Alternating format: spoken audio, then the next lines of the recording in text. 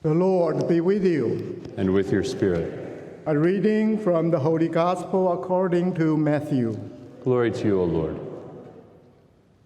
Jesus began to show his disciples that he must go to Jerusalem and suffer greatly from the elders, the chief priests, and the scribes, and be killed, and on the third day be raised. Then Peter took Jesus aside and began to rebuke him. God forbid, Lord, no such thing shall ever happen to you. He turned and said to Peter, "Get behind me, Satan. You are an obstacle to me. You are thinking not as God does, but as human beings do." Then Jesus said to his disciples, "Whoever wishes to come after me must deny himself, take up his cross, and follow me. For whoever wishes to save his life will lose it, but whoever loses his life for my sake will find it. What profit would there be for one to gain the whole world and forfeit his life? Or what can one give in exchange for his life? The Son of Man will come with his angels in his Father's glory, and then he will repay all according to his conduct." The Gospel of the Lord.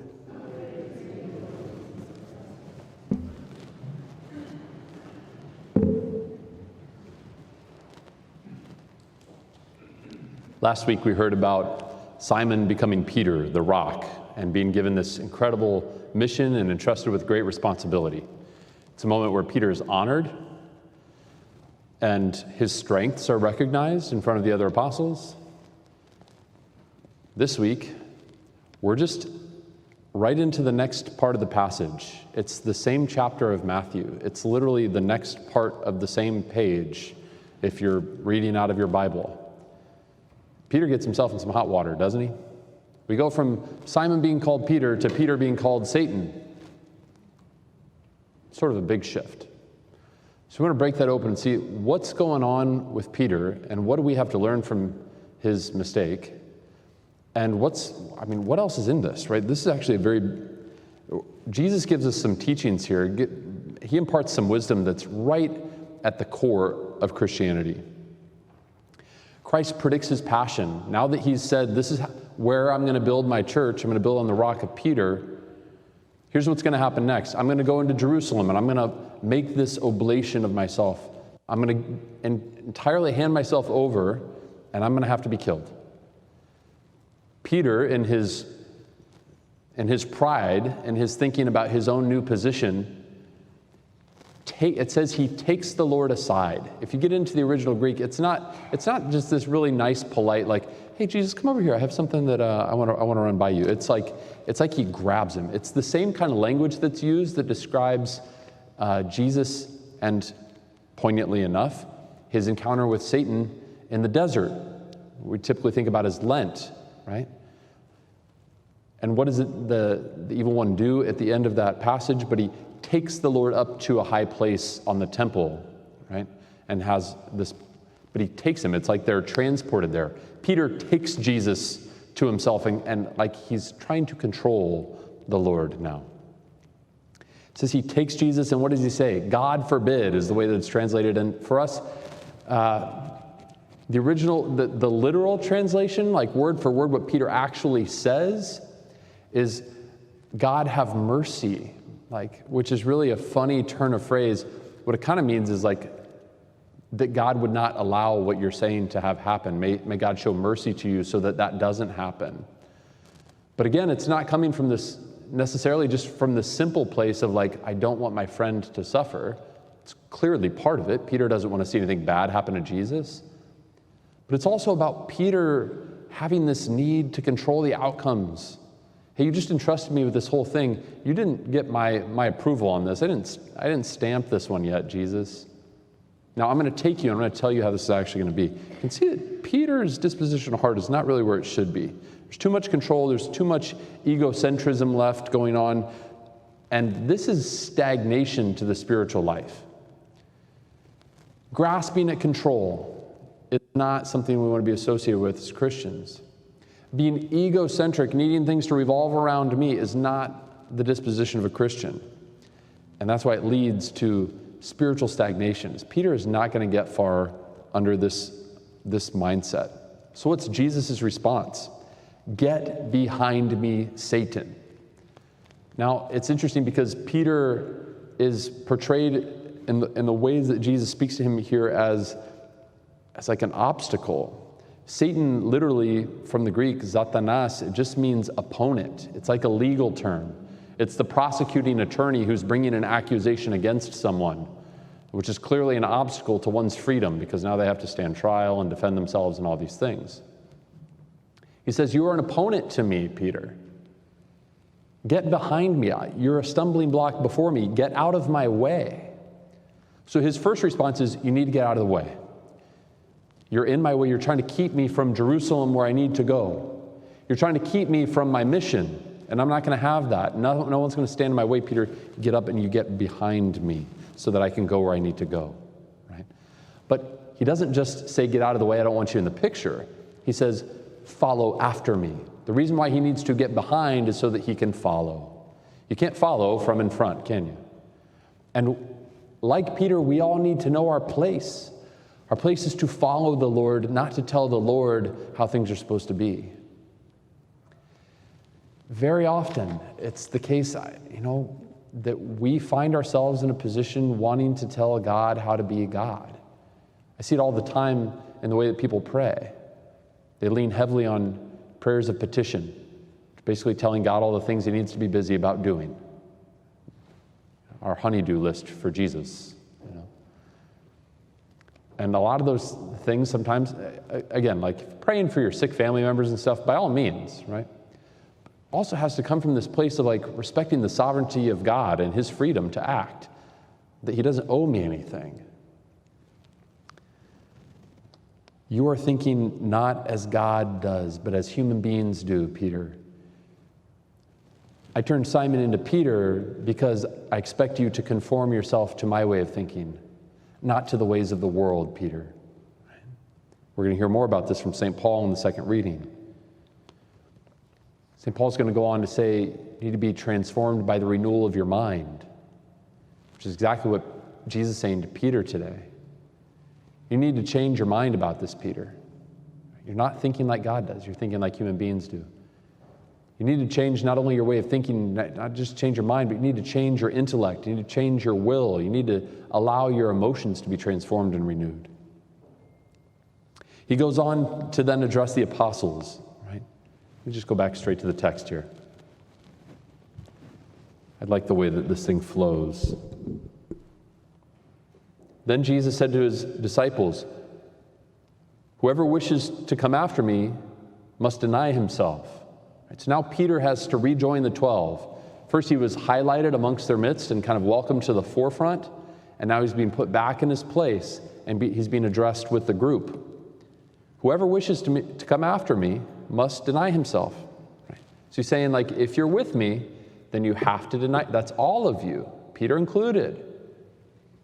Have to deny himself, take up his cross, and follow me.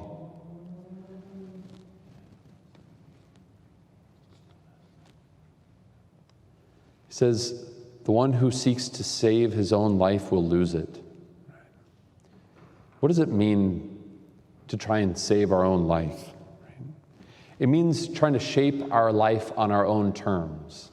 It means being impervious to external forces acting upon us.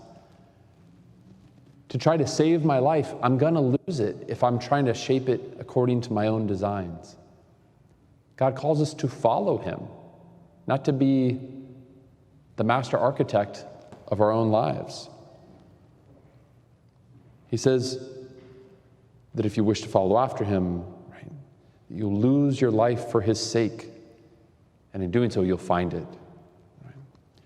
Here, our life is shaped by God's will rather than our own. It brings a pretty drastic and immediate end to spiritual stagnation. When we stop saying, I had a conversation just today. Somebody asked me, like, Father, if you don't mind me asking, was it hard for you to decide to become a priest? I said, you know what the hardest part of it was the very beginning of starting to ask a new question. The question that I was always asked was, what do you want to be when you grow up? Who's the subject? Who's the main actor? Who's the deciding factor in that question? Me. And the biggest, most difficult change in my life, I think, was this one. Well, I've got all these plans and I've got all these things. And by the way, we do this in our families, in the way that we raise children. We focus so much on what they're going to do instead of asking who God's calling them to be. And instead of saying, here's all the things, all the different ways that God could call you, we make it super individualistic. This is a function of our culture. It doesn't mean that your family's evil. It doesn't mean that these are bad conversations. It just means that they need to be enlightened more, yeah? That we get into this, right? The question for the Christian should always be, God, what do you have planned for my life? What is it that you want for me? Trusting that what he wants is always going to be better than anything I could ever come up with. St. Paul goes on to explain all of this. It's like he was there and that he's writing a commentary when he writes Romans chapter 12. It's like he's been conversing with Peter. Offer your body as a living sacrifice. This is exactly what Jesus is doing. If we're going to follow Jesus, we have to do what Jesus does. Offer our bodies as a living sacrifice, not to be conformed to this age, but allowing ourselves to be transformed. We're going to be formed. Are we going to be conformed to the world, or are we going to be transformed by the love of God? This is the question. He says that to allow ourselves to be totally transformed by the renewal of our minds, renewal of our hearts, renewal of our bodies, by the renewal of our intellect and our emotions and our will, this is holy and pleasing and acceptable in the sight of God.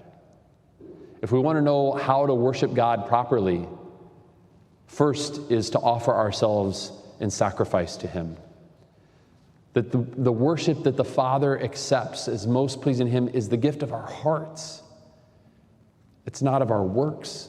It's not of our jobs. It's not of our plans. It's not the talents and gifts that we have to offer. It's not of the words we speak. The thing that pleases him most first is just the love that we have to offer in our hearts. To make of ourselves a living sacrifice. He doesn't want to butcher us. He wants to transform us so that we're more alive than we ever could have been on our own. But that allowing him to transcend us, allowing him to pierce our hearts, is what brings us to life more than anything else.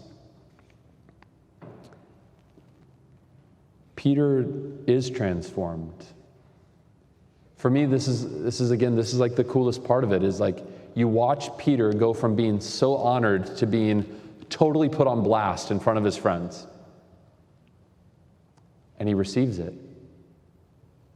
He hears it. He listens to it. He integrates it. He responds. And he's transformed.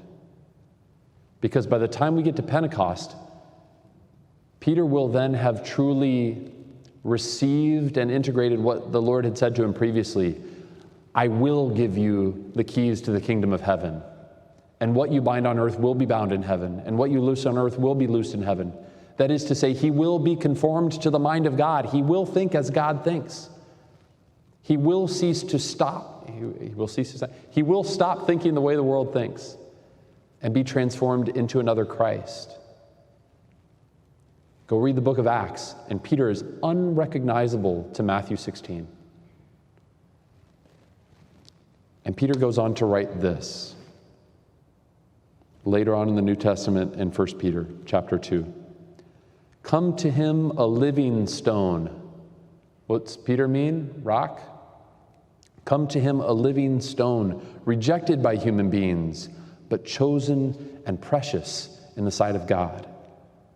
And like living stones, let yourselves be built into a spiritual house, to be a holy priesthood, to offer spiritual sacrifices acceptable to God through Jesus Christ. He goes on to quote an Old Testament prophet, "A stone that will make people stumble and a rock that will make them fall. They stumble by disobeying the word." As we learn from Peter's experience, as we learn from his witness and his call and his response to that call, we turn now to the Eucharist to realize that this is the offering of something that is transformed. We offer bread and wine, but what does it represent? It represents our hearts. We offer him ourselves.